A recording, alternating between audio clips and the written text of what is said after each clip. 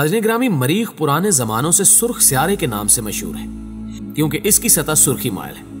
आजकल अमेरिका और यूरोप के बेशतर ममालिक मरीख की सतह पर उतरकर इसकी तहकीक करने वाले खलाई जहाज भेज रहे हैं।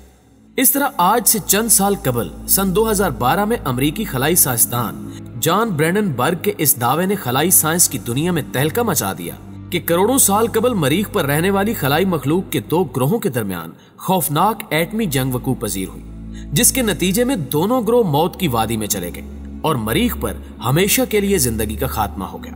जी हाँ दोस्तों, जैसा कि आपने सुना कि मरीख पर भी जिंदगी का वजूद था, लेकिन माजी में होने वाली एटमी जंग के नतीजे में मरीख पर हमेशा के लिए जिंदगी का खात्मा हो गया। लेकिन ये नजरिया सिर्फ जॉन ब्रैंडनबर्ग और उनके कुछ साथियों का है, क्योंकि कई किताबों और बिलखसूस डेथ ऑन मार्स के मुसन्निफ जॉन ब्रैंडनबर्ग के इस दावे को मुतअद्दिद साइंसदानों ने चैलेंज के तौर पर लिया और कहा कि अब तक की साइंसी तहकीक के मुताबिक मरीख से हासिल होने वाली तस्वीर हतमी तौर पर माजी बईद में कहीं भी अलामाती जिंदगी की गवाही नहीं देती।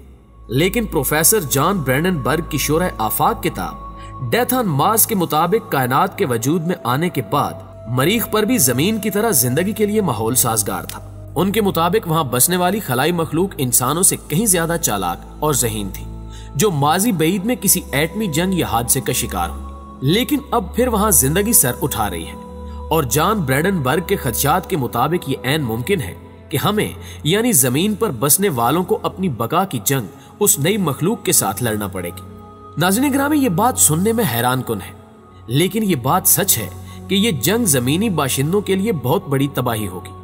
और वो कहता है कि सितारों की बाहमी कशिश की बदौलत वजूद में आने वाली मुमकिन तबाही भी हमारे लिए एक बहुत बड़ा चैलेंज है। जॉन ब्रैंडनबर्ग के मुताबिक चूंकि मरीखी मखलूक हमसे बहुत पहले एटमी हथियारों से आशना हो चुकी थी, सो मुमकिन खदशात की बदौलत आने वाले वक्त में इस खलाई मखलूक का हमारे साथ टकराव मरीख या फिर जमीन की तबाही का बायस बन सकता है। इस नजरिए के मुताबिक जॉन ब्रैंडनबर्ग महज तन्हा नहीं, बल्कि उसने इस बारे में अपने कई हम असर साइंसदानों को भी अपना हम ख्याल बना लिया था।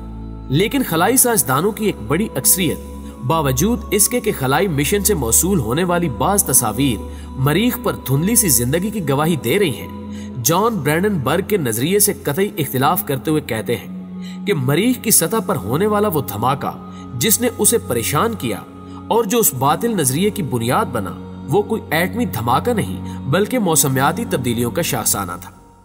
बहरसूरत माजी बईद में होने वाली एटमी जंग या मुस्तकबिल करीब में हमारी जमीन के किसी खलाई मखलूक के साथ तसादुम के बारे में जदीद साइंस अभी तक कोई हतमी राय देने से गुरेज कर रही है। ये अलग बात है कि मुख्तलिफ खलाई मिशन की मदद से मरीख से मौसूल होने वाली बाज तस्वीर बहुत हद तक जिंदगी से करीब तर नजर आती है, जिनमें बिलखसूस मखसूस जंगी लिबास में मलबूस एक औरत का होना, एक और दूसरे शख्स को पहाड़ से उतरते हुए दिखाना, या चंद एक जानवरों की तस्वीर और एक मकाम पर एहराम मिस्र की तर्ज पर इमारत ये बजिद है कि मरीख पर जिंदगी की अलामात को तस्लीम किया जाए। जबकि मुख्तलिफ मजाहिब से अगर राय लेने की कोशिश की जाए तो इस तनाजुर में भी हतमी तौर पर यह बात नहीं कही जा सकती कि आया जमीन के अलावा दीगर किसी भी सितारे पर जिंदगी मौजूद है। और इस्लामी नजरिए हाथ के मुताबिक इंसानी दस्ते कुदरत का वो शाहकार है जिसे अशरफुल मखलूकात और खुदा का नायब जैसे खिताबात से नवाजा गया है।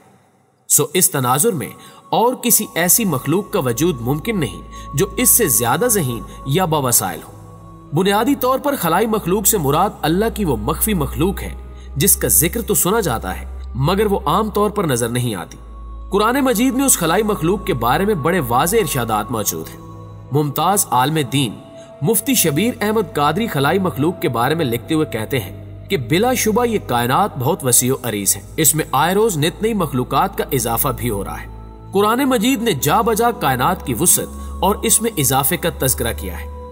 इरशाद बारी ताला है कि तमाम तारीफें अल्लाह के लिए हैं जो आसमान और जमीन का पैदा फरमाने वाला है और तख्लीक में जिस कदर चाहता है इजाफा फरमाता है।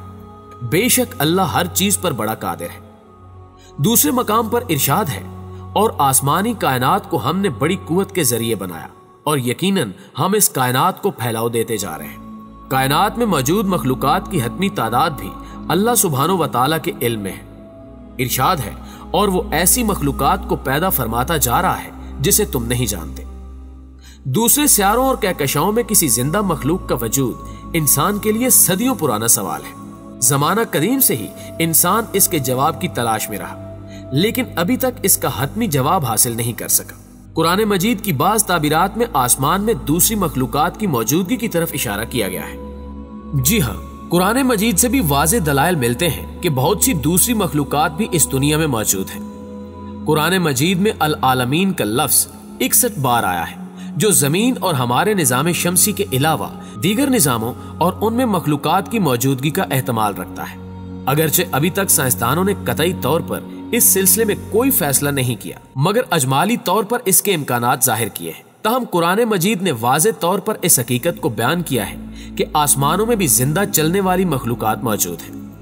तहम ये बात ज़हन नशीन रहे कि इंसान को अल्लाह ताला ने ऐसने तकवीम बनाया है और इसके सर पर अशरफुल खल्क का ताज सजा दिया है।